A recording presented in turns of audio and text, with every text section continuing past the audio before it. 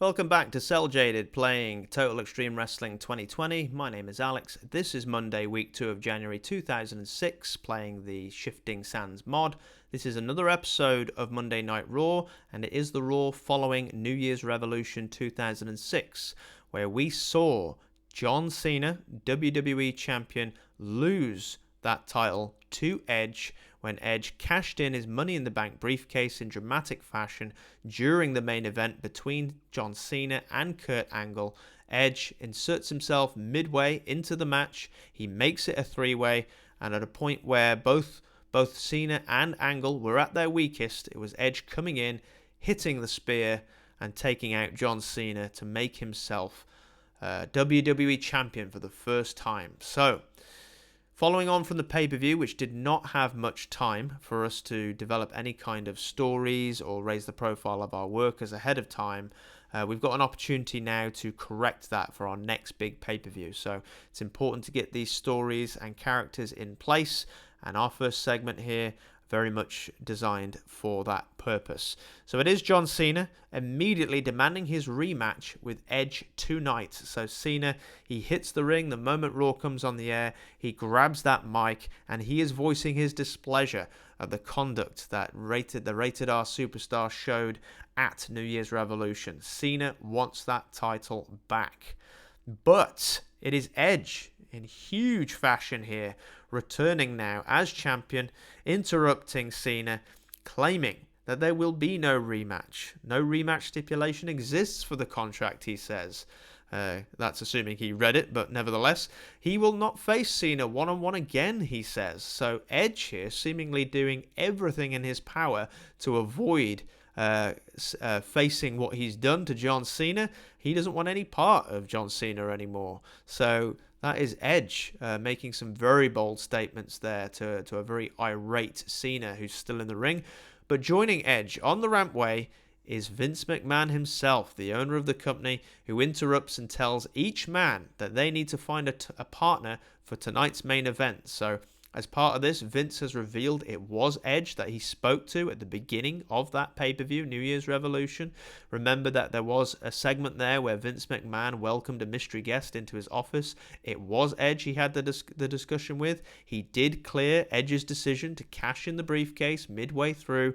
But in terms of the rematch clause, the lawyers are going to have to look over that contract again and kind of check some things out. So, yeah, it is Vince stalling for time against Cena here and screwing him around a little bit. But to placate him somewhat, it is Vince offering Cena the tag match here. So it will be Cena and Edge sharing a ring against each other. All they need to do is find themselves a partner, and John Cena can get himself a little measure of revenge here on Monday Night Raw. So that is the setup. Edge and Cena both need to find partners, and we'll see how they get on with that task as the night unfolds. Okay, so we have here Gregory Helms getting himself a quick win against Goldust. So a quick match to raise the profile of our future star, all being well, Gregory Helms. And it is Helms here, looking good in his performance. Goldust, of course, still struggling with various issues here that are holding him back, negative attributes. So there will not be any plans for Goldust anytime soon until he manages to heal up from these problems. So most importantly now is that we use an established talent like him to put some of our younger guys over, and step one here is getting him to lose to our boy Greg Helms, who has at ringside with him here a new manager, and look who it is. So it is Francine, who has joined Gregory Helms as his manager. And after the match, Helms is celebrating backstage with Francine, who, in her excitement, promises Helms that she's going to get him a big match as a reward for this success. So Gregory Helms, of course, rescuing Francine from the machinations of Umaga at the pay-per-view last Sunday. And yes, it seems in exchange, Francine has agreed to join Greg Helms. So what are the motivations of Helms rescuing Francine, we asked. Well, it seems pretty clear now is that he was looking for a manager and he's found one in Francine. So what's going to develop between these two? We'll have to wait and see what happens, but some good success here for Greg and his new manager. So yeah, love to see it there. Good stuff. So next we've got Mickie James and Ashley in a segment together. So Ashley greets Mickie James backstage when Mickie walks in by immediately telling her Trish isn't here tonight. So Trish has got a night off after successfully defending her title against Mickie James at the pay-per-view. But unexpectedly, Mickie says that it was Ashley she was looking for. So Ashley rather taken aback and surprised by this, but Mickie actually wants Ashley to team up with her next in a tag team match, spotlighting the women's division. So interesting development here. Mickey's actually looking for Ashley's help. So Ashley has nothing to say to this except yes, and there you have it. It's going to be a tag match coming up right now, and here it is. And there, Ashley gets herself the win with Mickie James's help here in a short match against a returning veteran Jazz and established veteran Victoria. So Jazz is someone that we've brought back into the fold here to give our anemic women's division a bit of a boost with some experience. Hopefully that she can transfer to some of the younger wrestlers, the younger women on the roster. So we've got a little bit of an issue here with a lack of popularity ratings for our women. That is something that is only going to take us time to fix. We will get there eventually, all being well. We've got a few other negatives here that will be negatively affecting this match, and one of them is the odd face-heel combination of Ashley Massaro and Mickie James here. So one of our issues is that for dramatic irony purposes, the audience kind of recognizes Mickie James in the heel role during her kind of feud with Trish, and Ashley is the babyface. So for that purpose, we still want these two together for a storyline, as we can see here, as part of this match. But yeah, in terms of the video game, it's not quite recognizing that, and yeah, we're going to get penalized for it. So yeah, okay, we have to sacrifice a few segments here to get our younger stars a little bit of a shine, and yeah, unfortunately, we are battling low popularity ratings as well. But a quick short win for these women is kind of what we need. Get them some exposure, get them some time in front of the audience, developing their skills, and hopefully lead us to future success. And then we've got ourselves a little bonus segment here where Ashley is ecstatic over getting the win with Mickie's help. And that's not the end of it, because Mickie is also offering to help Ashley become the #1 contender for the women's title.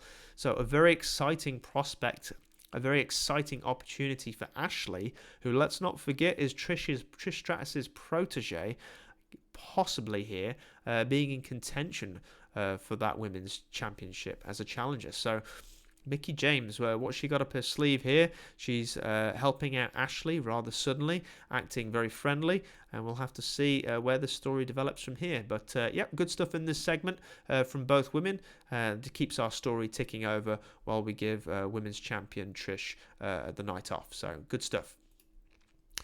Then we've got Jonathan Coachman interviewing John Cena and getting Cena a bit more time on the mic here to talk about the situation with Edge that we saw developing earlier in the program, of course. John Cena promises that Edge will regret what he started. So the Rated R superstar has really poked the hornet's nest with Cena here, and John Cena is on the warpath. All he needs is a partner to face Edge tonight in the main event tag match.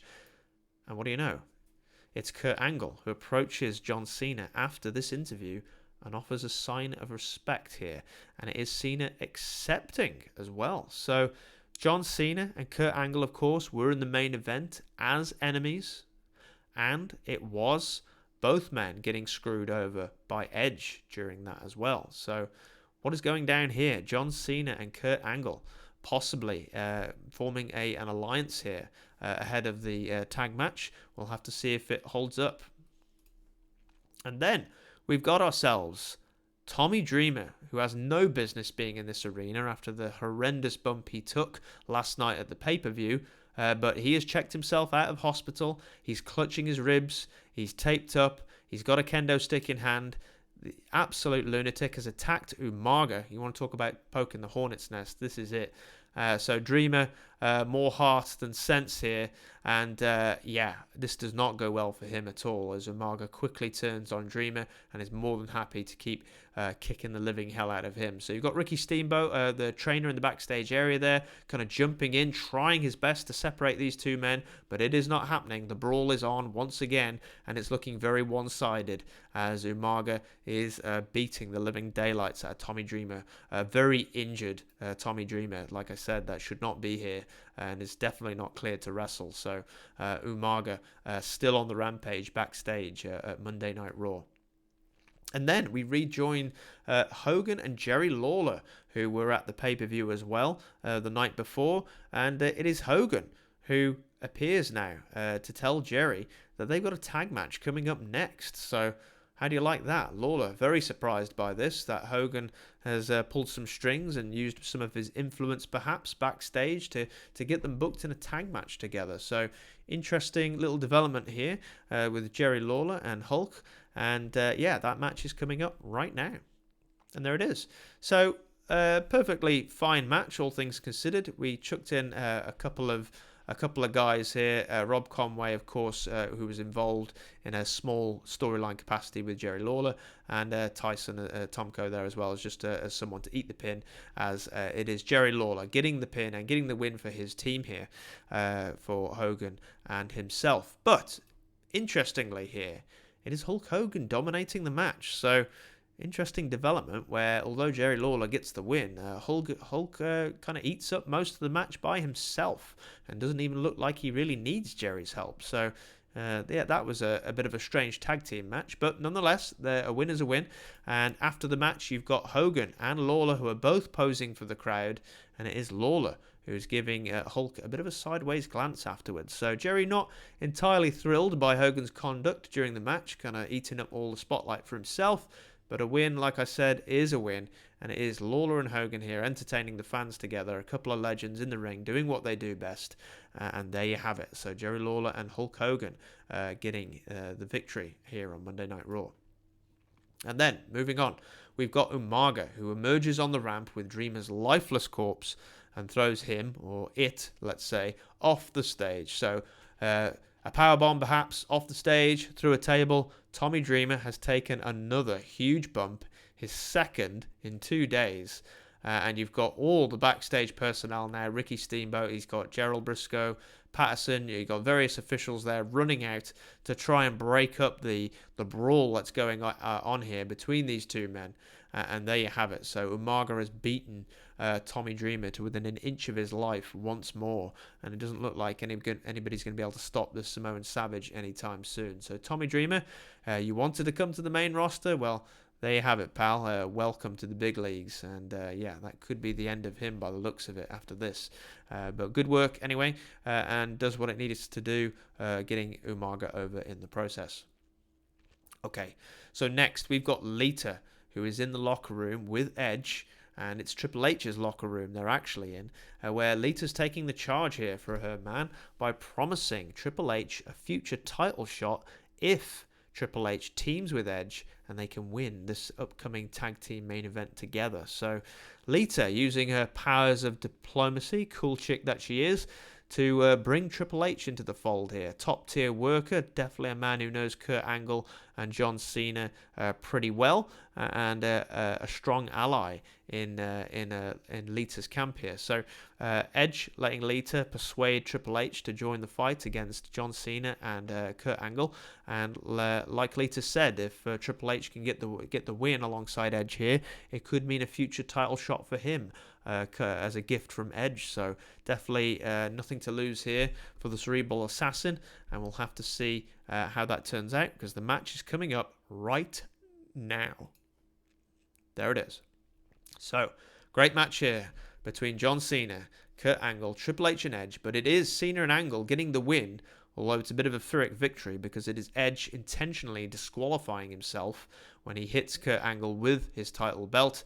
And we've got a run-in from Lita attacking Cena as well. So complete chaos here as Edge is doing everything in his power to get away from Cena. So, well, what do you say to that? So Edge does not get touched by John Cena in this match. It is actually Cena trying desperately to get himself a piece of Edge, but every time he does, Edge is taking a powder. He's tagging in Triple H. He's using distractions from Lita, everything in his power to avoid getting in there with Cena. So Cena is absolutely irate at this point, but as we said, as we march on to the next segment here, it is Edge. He decked Kurt with the belt, so Kurt is down, and after barely wrestling, he escapes by fleeing in Lita's waiting car. So Lita retreated from the match a little bit early. She got the rental fired up, and the moment that Edge drew the DQ and intentionally lost the match, he storms out of there, jumps into the car with Lita, and the both of them are away like thieves into the night. So John Cena gives chase, but it's too late by the time he gets there. Edge has escaped. So there you have it. Edge will not be caught by Cena on this night. And as Raw goes off the air, Triple H now walks into the scene after having left Kurt Angle in the ring, catches up to Cena, also looking for Edge, of course. Triple H has got a beef with him because he was expecting a title shot out of this, should they win. And Cena, after wrestling the man, just stares him right in the eyes, full of adrenaline, full of emotion, and just says, "Shawn was right about you," leaving Triple H kind of stunned as Cena walks away from the scene, with Triple H left there with a moment of introspection at Cena's words. So, Shawn Michaels, of course, at the pay-per-view, told Triple H that he never gives back, kind of expresses his disappointment with his old friend, and now it's John Cena backing up that claim, telling Triple H that he never gives anything back to the younger guys. So, a little bit of emotion from Cena there. Triple H, of course, technically not in the wrong on this occasion, but I suppose he did throw in his lot with Edge, so he is partially to blame.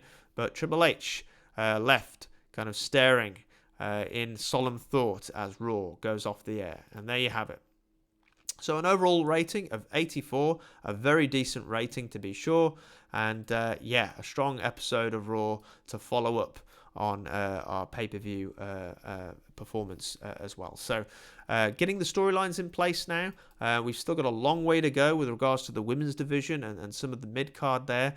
We need to improve our talent, get their popularity up, give them more time in front of the audience, more time on the mic, developing their skills so we can introduce them later, hopefully into the main event scene, and create some fresh matchups and some fresh stories. It's all important. It's all coming. We just need the time to do it. So that was Monday, week 2, January 2006, Monday Night Raw. And another episode in CelJaded's playthrough of Total Extreme Wrestling 2020. So, as I always say, in terms of the YouTube video, do not like, do not subscribe, do not share, comment, or any of that stuff. Just have a nice day, enjoy yourself, and I'll see you back for our next episode very soon.